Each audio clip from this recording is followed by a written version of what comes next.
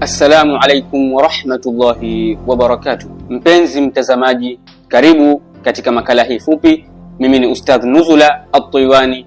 Ikiwa hii ni mara yako ya kwanza kuwa nasi, basi usikose kusubscribe, kulike, kushare pamoja na kucomment. Mpenzi mtazamaji, hebu tufahamu historia ya neno Zanzibar. Hili neno linatokea wapi na ni nini maana yake? Tutazungumzia historia ya maneno matatu. Kuna Zanzibar ambalo ndiyo jina rasmi la nchi yetu kwa Kiswahili, na pia kuna Zinjibar ambayo ndiyo jina la nchi yetu kwa Kiarabu, na pia kuna Zenji ambalo ndiyo jina la mitaani ambalo linatumika na baadhi ya vijana. Haya yote matatu tutayaelezea yametokea wapi. Mpenzi mtazamaji, kwa upande wa Zanzibar, Zanzibar asili yake ni Kiarabu. Asili yake ni Kiarabu na inatokana na maneno matatu ya Kiarabu. Maneno hayo ni Zain dhal bar. Zain dhal bar, na maana yake ni mzuri hii ardhi. Ni mzuri hii ardhi. Zain maana yake ni mzuri, na dha maana yake ni hii, ni jina la kuashiria hilo, na albar maana yake ni ardhi. Albar ni kinyume cha albahr. Albahr ni bahari, ni majini, na albar ni ardhini. Na kwa nini iliitwa hivi?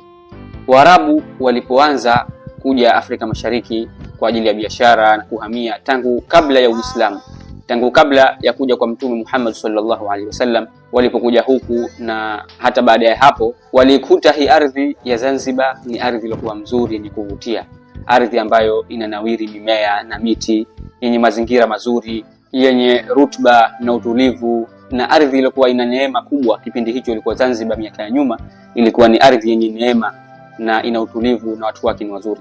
Kwa hiyo kwa vile walivyoshangaa walipoiona ardhi hii, walipoiona Zanzibar, walipoviona visiwa hivi vilivyokuwa vizuri, kwa kushangaa kwao na kustaajabu, ndipo waliposema Zain dhal bar. Zain dhal bar, ni mzuri hii ardhi, kwa sababu Waarabu wao walipotokea huko katika bara Arabu walikuwa wanaishi katika hali ngumu.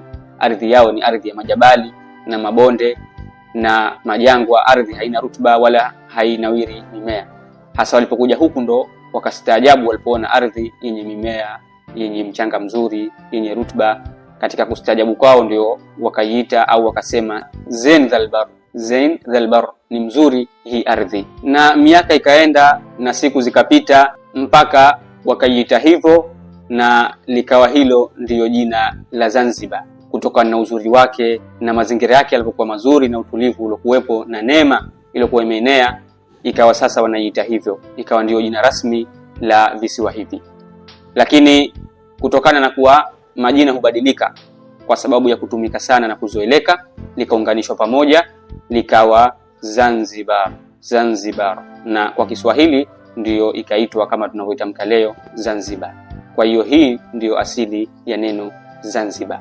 Lakini mpenzi mtazamaji, japo kuwa jina hili asili yake ni Kiarabu, lakini Waarabu wenye wao baadaye hawakuzoea kuita Zanzibar kwa jina hili, bali lilizuka tena jina jingine ambalo ni Zinjibar.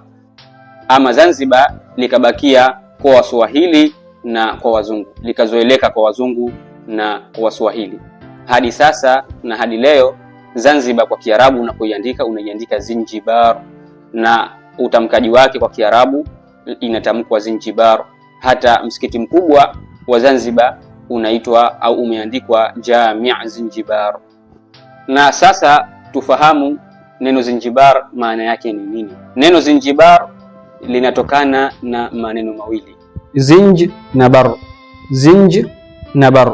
Zinj maana yake ni watu wa Bantu ama watu wa Afrika Mashariki wa asili, na bar maana yake ni ardhi, kama vile ilivyokuwa katika Zanzibar.